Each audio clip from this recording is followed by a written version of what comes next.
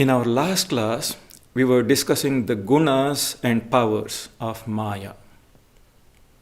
Tamas, Rajas and Sattva, and their powers of concealment, projection and knowledge. Sri Shankaracharya said, Rajas has the power of projection, which is of the nature of activity, and from which this primeval flow of activity has emanated. From this arise always conditions of the mind such as attachment, grief, and the like. But how does all this start in the first place? Where do Rajas and its projecting power originate? In Tamas. The wheeling power, the next verse said, the wheeling power is the power of Tamas, because of which things appear other than what they are. This is the root cause of a man's repeated transmigrations and starts the action of the projecting power. So it all happens because of ignorance, Tamas. Then Shankaracharya listed the attributes of Rajas in considerable detail. He described its undesirable effects on human hearts: lust, anger, greed, hypocrisy, jealousy, arrogance, envy, meanness, and such other terrible vices.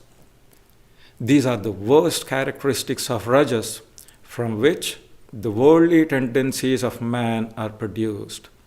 Hence, Rajas is a cause of bondage.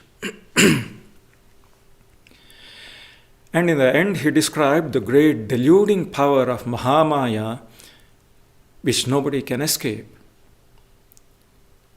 Even an intelligent, learned, clever person endowed with the faculty of keen analysis, even he is overpowered by tamas and doesn't understand the true nature of the Atman, even when it is clearly explained to him in various ways. What is only superimposed by delusion, he takes to be true and attaches himself to its effects. And then Shankaracharya laments in the end, alas, how powerful is the great obscuring power of dreadful tamas. So that is the concealing power of tamas. We had come up to this point in our last class. Today, in the next two verses, we will hear about the effects of tamas on human minds, the indications by which we can infer the presence of tamas in a person. So again, tamas hides the true nature of reality. How? By clouding the mind. By clouding the mind and impairing one's judgment. Impairing heißt behindern, beeinträchtigen. By clouding the mind and impairing one's judgment. This it does in four ways, mainly. As the following verse says. What are they? Now we come to verse 115. Abhavana va viparita bhavana asambhavana vipratipattirasya samsargayuktam navimunchati dhruvam vikshepashakti kshapayatyajasram. Abhavana va viparita bhavana asambhavana vipratipattirasya samsargayuktam navimunchati dhruvam vikshepashakti kshapayatyajasram. Absence of right conception, contrary conception, lack of certitude, and wrong understanding. I repeat, absence of right conception, contrary conception, lack of certitude, and wrong understanding. Shankaracharya says these never leave a person who is attached to tamas. And then the projecting power gives ceaseless trouble. So first, abhavana, absence of right conception. It means a failure even to form a conception, a failure to form even an idea about the reality of Brahman, about the unreality of the world. The person may not even know of the existence of Brahman or Atman. As the Upanishad says, many there are who don't even hear of the Atman. And though hearing of it, many don't comprehend it. Abhavana is something like that. In effect, it's a failure even to perceive the actual object. That is what it is. Then there is viparita bhavana, contrary conception. It means formation of conceptions that are just the opposite of the truth, viparita. The apprehension, the Vorstellung of something as something else, seeing something as different from what it really is. Mistaking the body for the pure Atman is a classic case of this. This is what viparita bhavana means. The result is a strong self-identification with the body. The two have nothing to do with one another. Then we have asambhavana, lack of certitude. It's a mental state marked by constant vacillation, Unentschlossenheit. Are the words of the scriptures true or not? Are the teachings of my teacher true or not? Am I really Brahman or not? Is this world truly unreal or not? And so on and so forth. Asambhavana, this asambhavana is sometimes translated as doubt. It's not wrong, but it is rather simplistic. Nicht einfach, sondern vereinfachend. Asambhavana actually means doubting the very possibility of something that is in fact true. Doubting the very possibility of something that is in fact true. That's a serious thing. Up to a certain extent, doubting is not all that bad. But beyond that limit, it becomes a negative, self-destructive habit. If I always doubt my ability to attain self-knowledge, I'll only destroy myself spiritually in the end. That is why Sri Krishna says in the Gita, the man who is ignorant and without faith and always doubting, that man goes to ruin. Not this world, nor the world beyond, nor happiness is for such a doubting soul. So, doubt is a product of tamas. And finally, we have vipratipatti, wrong understanding. It means misunderstanding or misinterpreting everything. For example, 9 in a group of 10 people, 9 out of 10 see things in a certain way. But one among them always sees things differently, in a strange way that is not normal. And then he disagrees with the rest. Always. We could call this a case of vipratipatti, wrong understanding and disagreement. In extreme cases, these are people who labor under delusions, people who take delusions for realities. Anyhow, these are all indications of tamas. Absence of right conceptions, formation of contrary conceptions, lack of definite beliefs, and wrong understanding. The verse says, as long as a person is under the influence of tamas, he or she can never be free from them. So these are the four main ways how tamas clouds the mind by interfering with its power of judgment and negatively affecting it. And then rajas with its projecting power takes over and brings endless trouble to the person. This is what we already heard in verse 113. There it said, the wheeling power of tamas, because of which things appear other than what they are.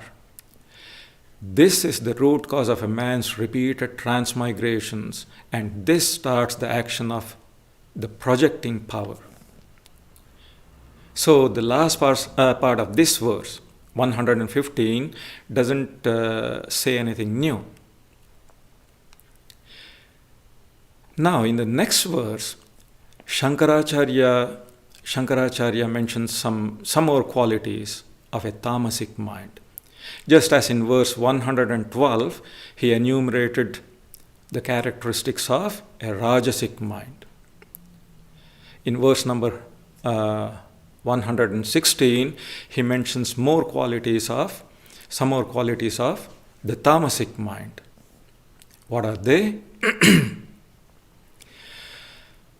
Ajnana malasya jadatva nidra pramada moodhatva mukhastamo guna etai prayukto nahi vetya kinchin nidraluvat stambhavad eva tishtati. Ajnana malasya jadatva nidra pramada moodhatva mukhastamo guna etai prayukto nahi vetya kinchin nidraluvat stambhavadeva tishtati.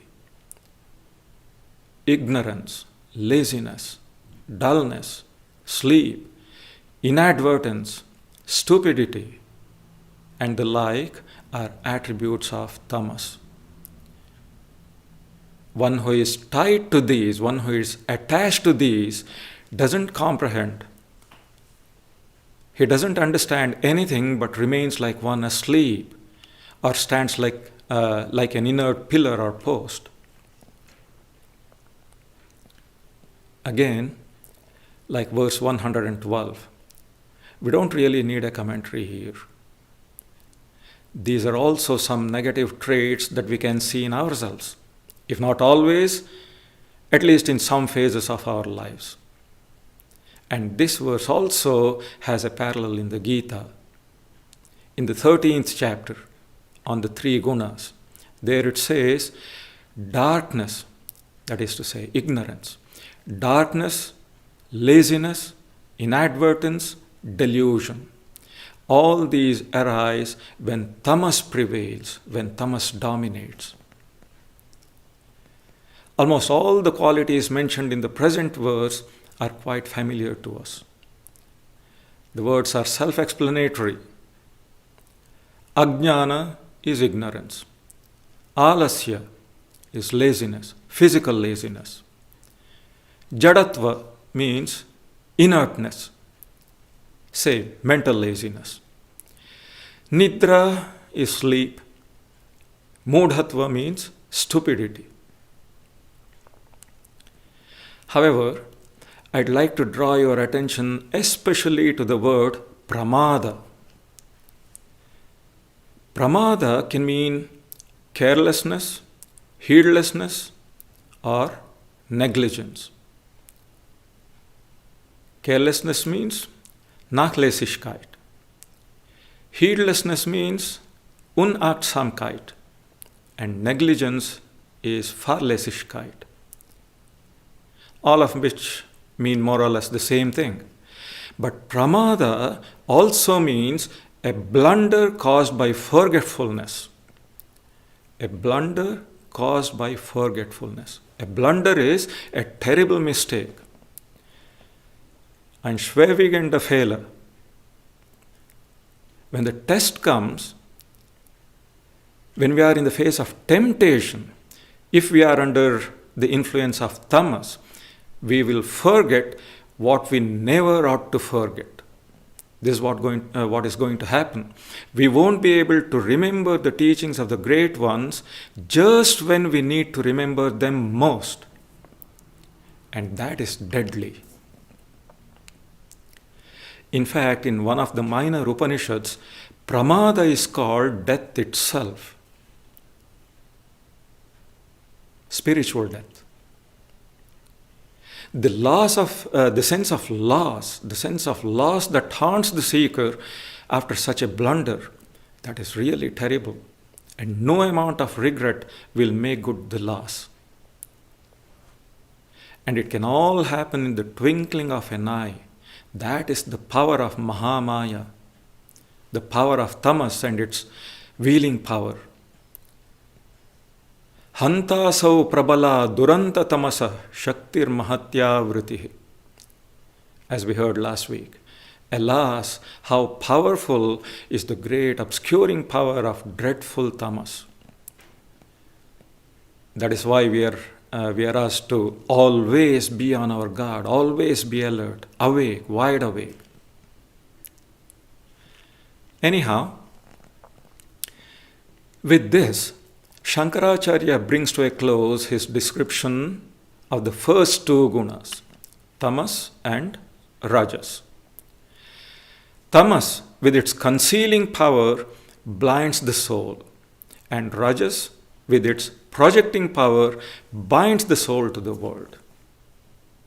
So they are both great obstacles on the spiritual path. We may wonder why Shankaracharya has to devote 6 long verses from 111 to 116, 6 verses to these negative qualities, and in such colorful detail. Why dwell on the negative aspects of our personality? But there is sound reason behind this. The Sattva guna, which he is now going to explain in the next 3 verses, 117 to 119, that Sattva guna is extremely rare, and it's not easy to recognize it. Our immediate task is to first understand and deal with our present situation. At present, our personality is mostly made up of rajas and tamas.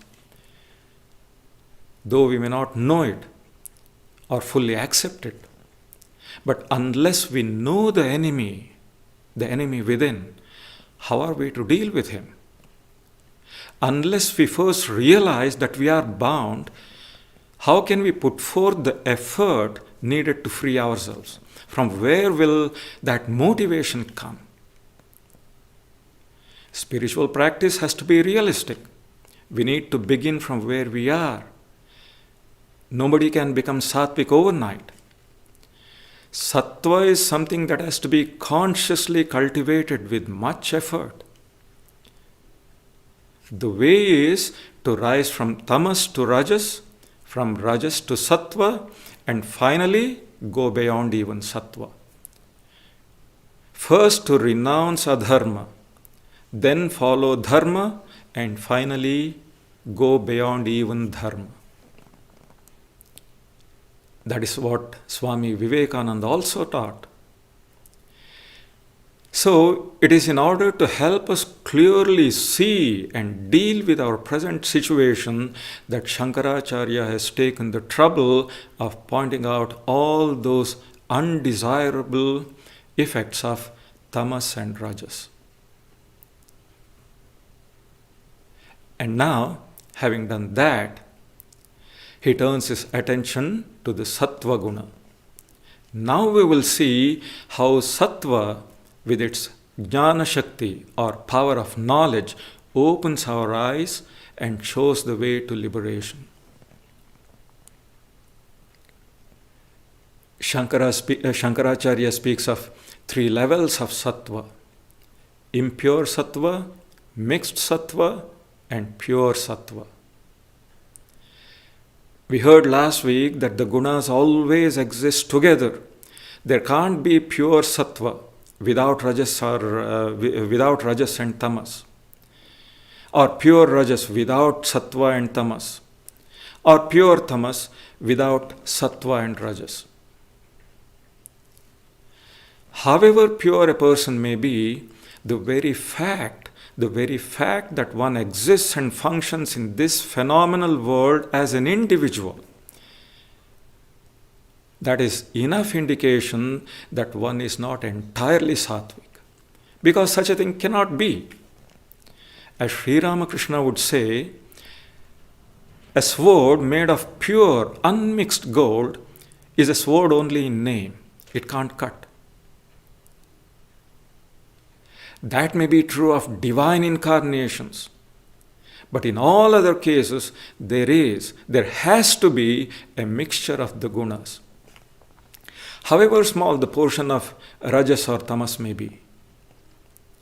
So in the following 3 verses, Shankaracharya explains the 3 different levels of sattva. First we have impure sattva. But let the expression impure sattva not confuse you. Sattva is purity itself, so there can't be impure sattva. What is meant is the proportion of sattva is less than that of rajas and tamas. That's all. So, now we are at verse 117. Sattvam vishuddham jalavat tathapi tabhyam militva saranaya kalpate yatratmabimbah pratibimbitas san prakashayatyarka ivakhilam jadam. Sattvam vishuddham jalavat tathapi tabhyam militva saranaya kalpate yatratmabimbah pratibimbitas san prakashayatyarka ivakhilam jadam. Pure sattva is clear like water. Yet, when it is mixed with rajas and tamas, it leads to transmigration. The image of the Atman is reflected in sattva, and like the sun, reveals the entire world of matter. The image of the Atman is reflected in sattva, and like the sun, reveals the entire world of matter. So, sattva is essentially pure by nature. But when it is dominated by the other 2 gunas, together with them, it also leads to samsara. In itself, sattva is of the nature of balance and harmony. So it can't involve us in samsara by itself. But then, no guna exists singly, all alone.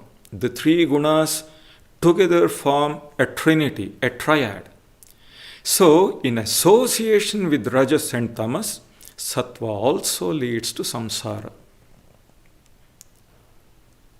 As you know, the nature of rajas is energy, activity, restlessness. And the nature of tamas is ignorance, self-forgetfulness. Where these 2 are present, and when they become dominant, samsara follows as a matter of course. Now, even though sattva is pure, luminous by nature, it too belongs to the realm of matter. But it is, of course, very fine matter. And because of its purity, because of its luminosity and fineness, sattva has a special capacity, the capacity to reflect the light of the Atman. It carries, the verse says, it carries the image of the Atman, as the second line says. Just as a clean mirror carries, so to say, the image of the person standing in front of it.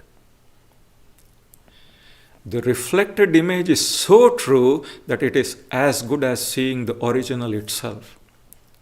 When I stand before a clean mirror and look at it, I say I am looking at myself.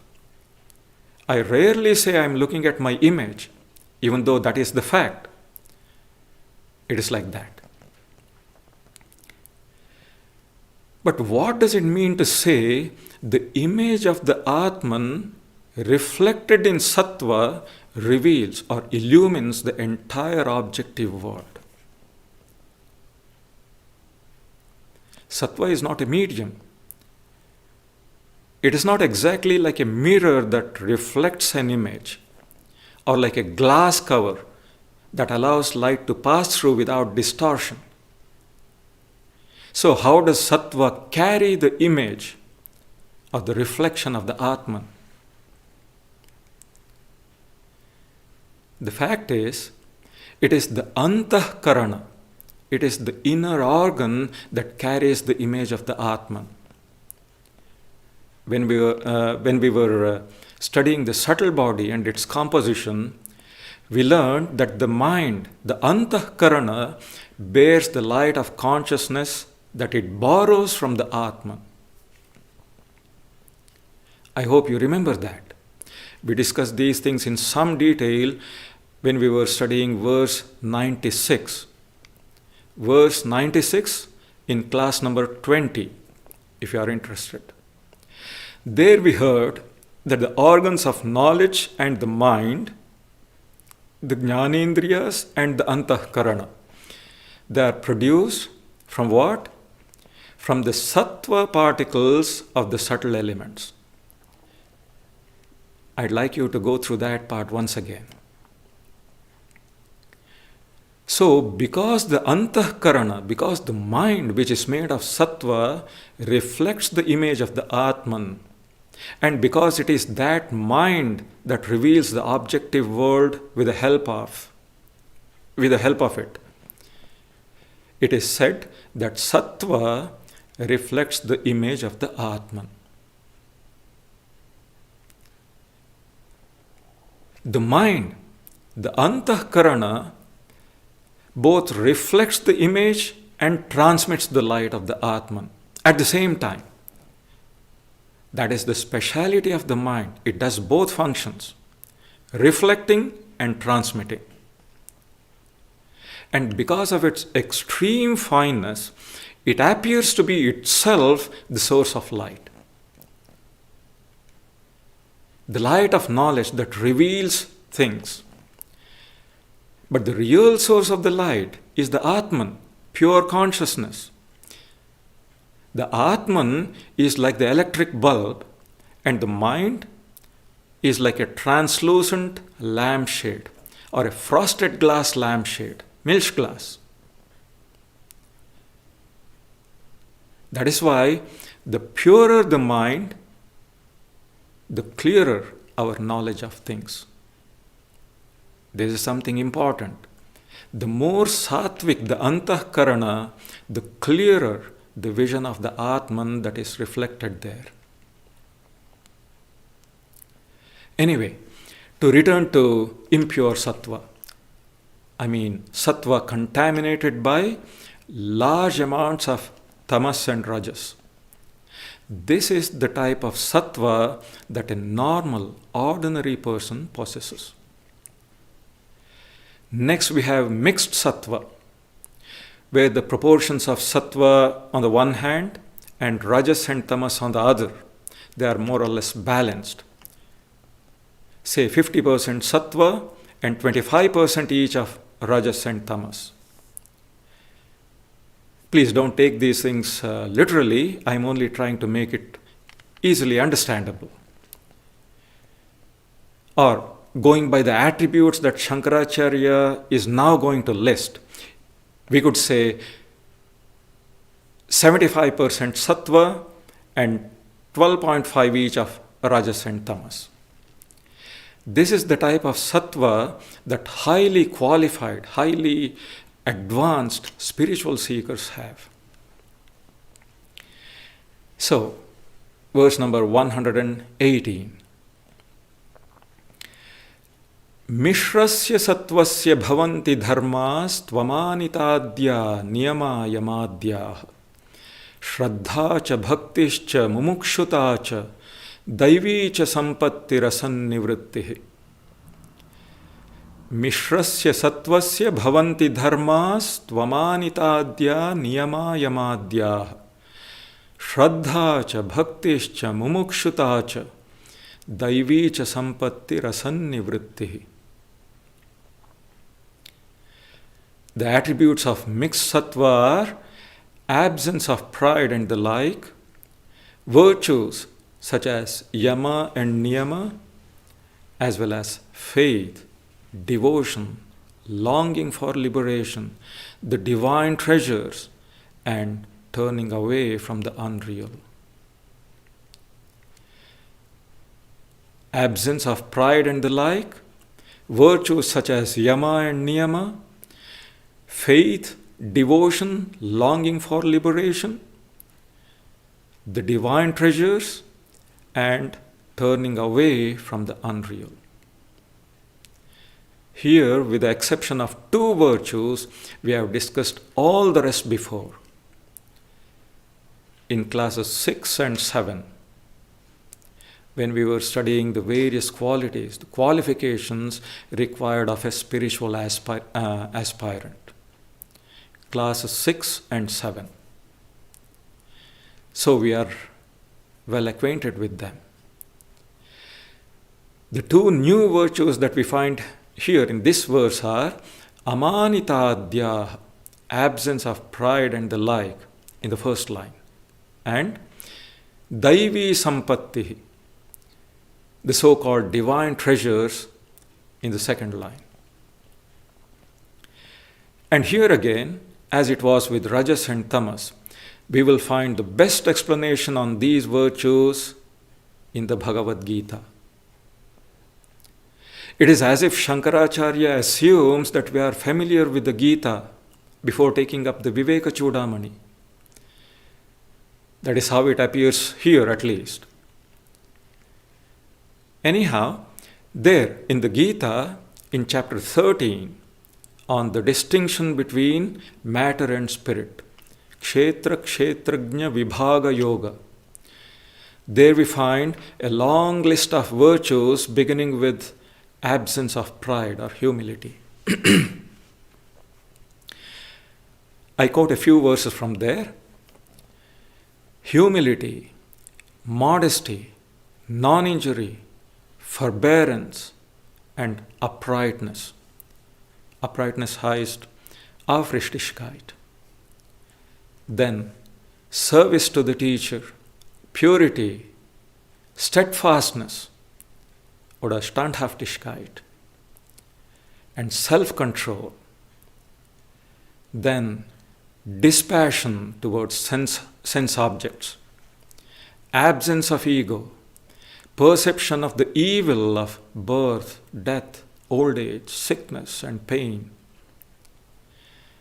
non-attachment, non-identification with children, wife, home, and the rest, unvarying evenness of mind in the midst of agreeable and disagreeable events, unswerving devotion to the Atman through constant meditation, love of solitude, an aversion to the company of people, constancy, that is devotion to the study of scriptures and the practice of spiritual disciplines, and a clear comprehension of the spiritual goal of human life. So all these, quite a long list, 5 verses long in fact, beginning from Amanitadya. Then we have a 3-verse long list of virtues, again in the Gita. 3-verse long list of virtues known as the divine treasures, Daivi Sampatti. This occurs in chapter 16. Fearlessness, purity of heart, steadfastness in the knowledge and yoga, charity, self-control and sacrifice, study of the scriptures, austerity and uprightness, non-violence, truthfulness, and freedom from anger, renunciation, tranquility, and refraining from slander. That means Unterlassen von Verleumdungen, refraining from slander. Compassion and freedom from covetousness or Begierde. Gentleness, modesty and mental steadiness. Courage, forgiveness and fortitude. Purity and freedom from malice, Bosheit, and arrogance. Such a long list.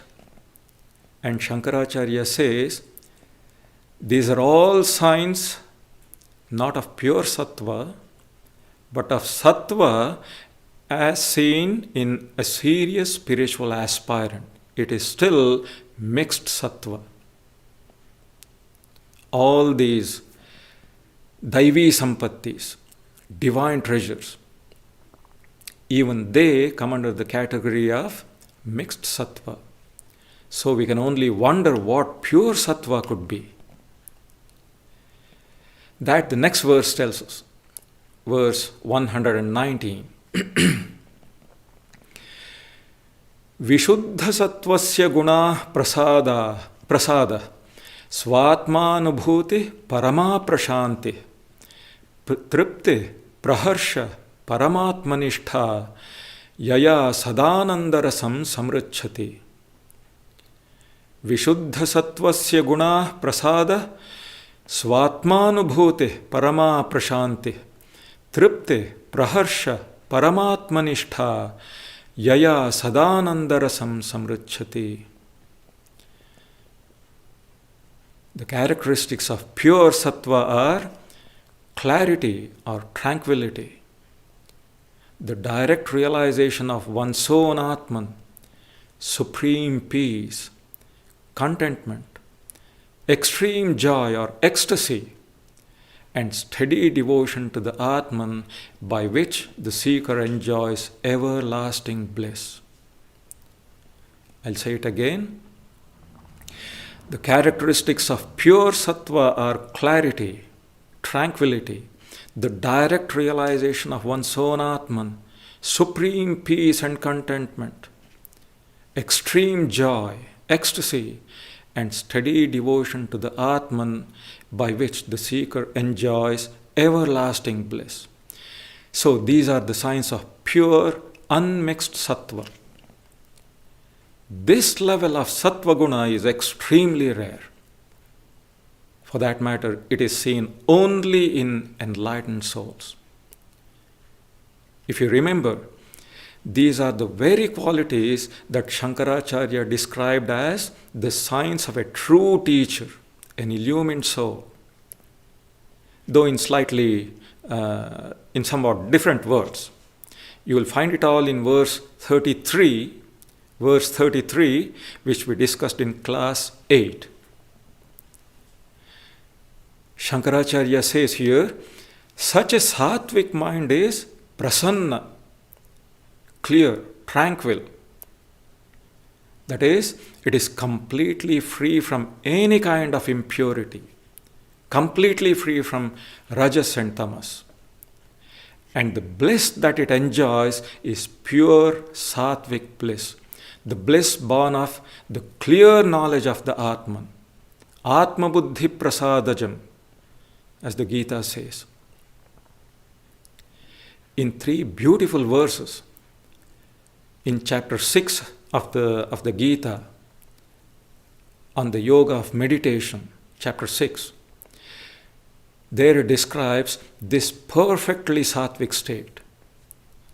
I quote again, that in which the mind, restrained by the practice of concentration, rests quiet, that in which, seeing the self through the self, one rejoices in one's own self, that in which one knows the boundless joy beyond the reach of the senses, that in which, being established, one never departs from reality, that on gaining which one thinks there is no greater gain, and wherein established, one is not moved even by the heaviest of sorrows. That is the perfectly sattvic state. the state of illumination. And that pure sattvic joy, that is what we read about in mystical literature as the joy of the illumined. The joy of the illumined. It is known only to illumined souls. It is said to be something spontaneous, welling up from within without any effort, unbroken. The tripti, the contentment that these illumined souls then feel comes from knowing that they have attained something beyond which there is nothing else to attain. There is no other desire left to be fulfilled. The mind becomes perfectly calm. That is real fulfillment.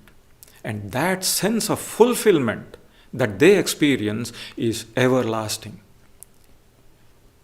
Because they have achieved that ultimate goal. So it is not just tripti or satisfaction. It is also accompanied by praharsha, extreme joy or ecstasy. As Shankaracharya sings in one of his well-known poems, the Bhaja Govindam, Shankaracharya sings there, Yasya brahmani ramate chittam nandati nandati nandatyeva. One whose mind delights in Brahman, that one rejoices and rejoices forever. It's not necessary to say more. This is the nature of Sattva Guna at its purest. It would appear as though Sattva Guna is of three types, but no. As I said, there are only three different levels of Sattva. Shankaracharya has only traced the development, the progressive manifestation of the quality of Sattva. The Sattva of an ordinary worldly person, the Sattva of an advanced spiritual seeker, and the Sattva of an illumined soul. In one place in his gospel, Sri Ramakrishna says, it is beautiful. The state of a servant's house will tell you unmistakably whether his master has decided to visit it. First, the rubbish and jungle around the house are cleared up. Second, the soot and dirt are removed from the rooms. Third, the courtyard, floors, and other places are swept clean. Finally, the master himself sends various things to the house, such as a carpet, a hubble bubble for smoking, and the like. When you see these things arriving, you conclude that the master will very soon come. Maybe we could see a parallel here between Shankaracharya's words and Sri Ramakrishna's. Anyway, here ends the discussion of the causal body, the Karana Sharira, which began 3 classes ago, which began with the verse 108. So in 12 verses, 108 to 119, Shankaracharya has explained all aspects of the Karana Sharira. The Karana Sharira as Maya, the 2 Shaktis or powers of Maya, Avarana Shakti and Vikshepa Shakti, the concealing power and the projecting power. And the 3 Gunas of Maya, Sattva, Rajas, Tamas. Now in the following 2 verses, he is going to condense all of that so that it is easy for us to remember it. So here we go. Verse number 120. Avyaktametat trigunair niruktam tat karanam nama shariramatmanah sushuptiretasya vibhaktyavastha pralina sarvendriya buddhivrittihi. This unmanifest, that means this Maya, which is said to be composed of the three gunas, is the causal body of the Atman. Profound sleep is its special state, in which the functions of the mind and all the sense organs are suspended, where they're all dissolved. And then, verse 121, Sarva prakara pramiti prashantir bijatmanavasthitireva buddhehe sushuptiretasya kila pratite kinchinna vedmiti jagat prasiddhehe. Profound sleep is the cessation heißt aufhören. Profound sleep is the cessation of all kinds of cognition, in which the mind remains in a subtle seed-like form. The proof of this is seen in the universal experience. I did not know anything. I did not know anything while asleep.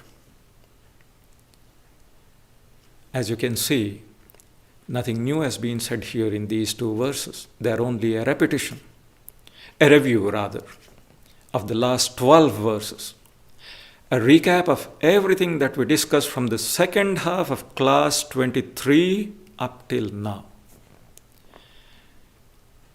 So again, I would very much like you to go through that second half of class 23, because there you get the gist of the whole subject of the Karana Sharira, of the causal body.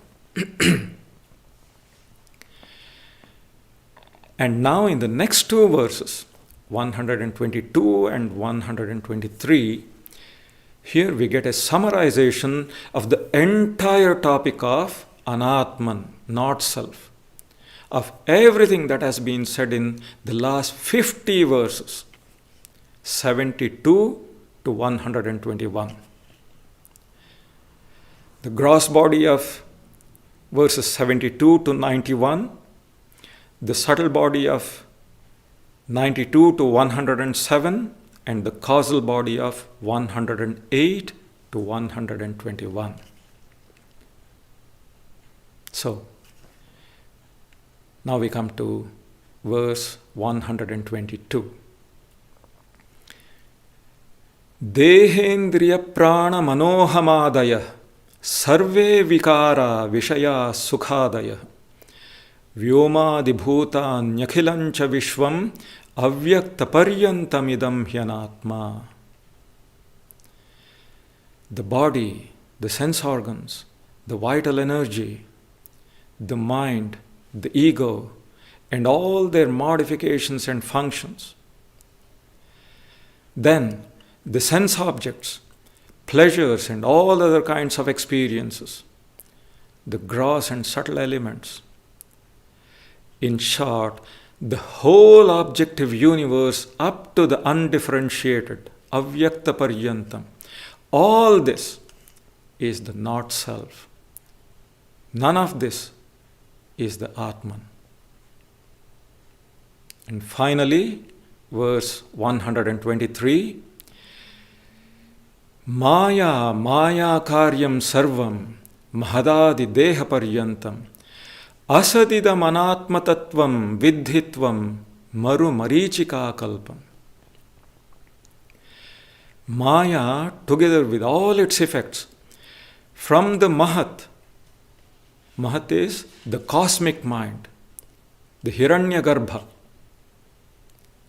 From the Mahat down to the gross body, know them all to be the not self. They are all unreal, like a mirage in the desert. So, that about completes Shankaracharya's answer to the question of what is the not self, kosavanatma. Of the 7 great questions, we now have answers to 2, the 4th and the 5th. how is one freed from bondage, and what is the not self. The next question that he'll address is Paramah ka Atma, who is the Supreme Self. But perhaps you are wondering why I rushed through the last 4 verses. Texts like the Vivekachudamani most certainly should not be hurried through, of course. As a matter of fact, abhyasa or repetition is a very important feature in the way Vedanta is taught. Because when ideas are repeated, it helps the student understand them better. Not only understand, but also to retain them. That is why we find plenty of repetition in the Vivekachudamani also. But I'm sorry I'm unable to do it now because, as things would have it, this happens to be my last Vivekachudamani class. As some of you already know, I've been asked by our order to move to Washington, D.C. as soon as possible to assist in the work of our center there. So before bringing these classes to a close, I very much want to acknowledge my debt to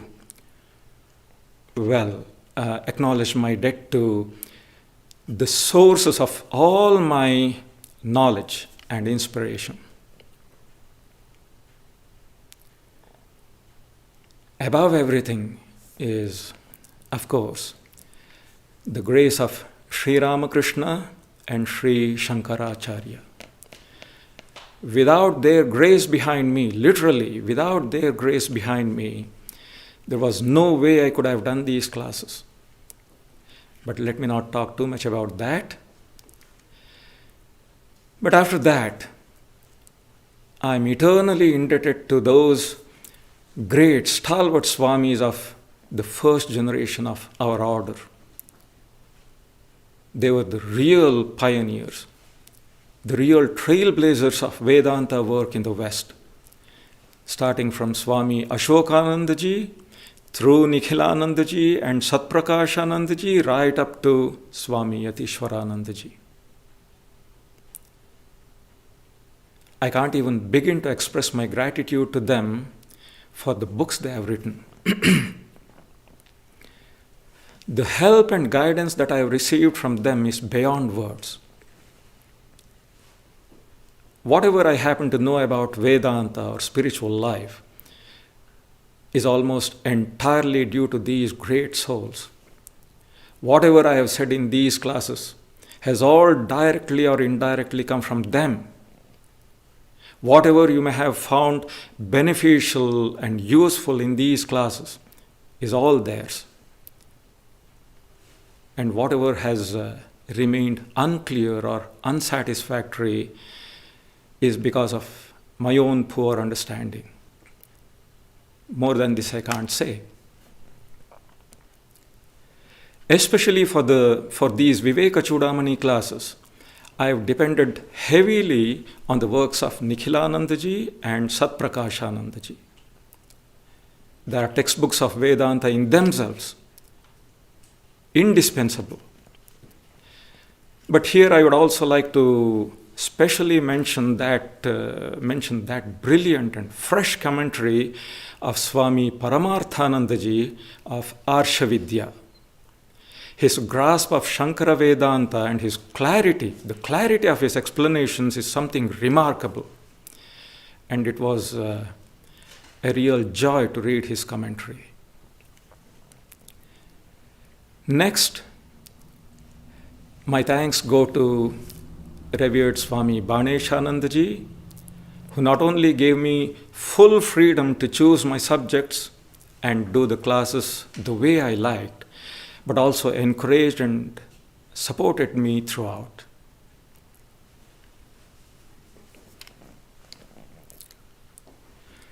Om Shanti Shanti Shanti Harihi Om Tat Sat Sri Ramakrishna Arpanamastu.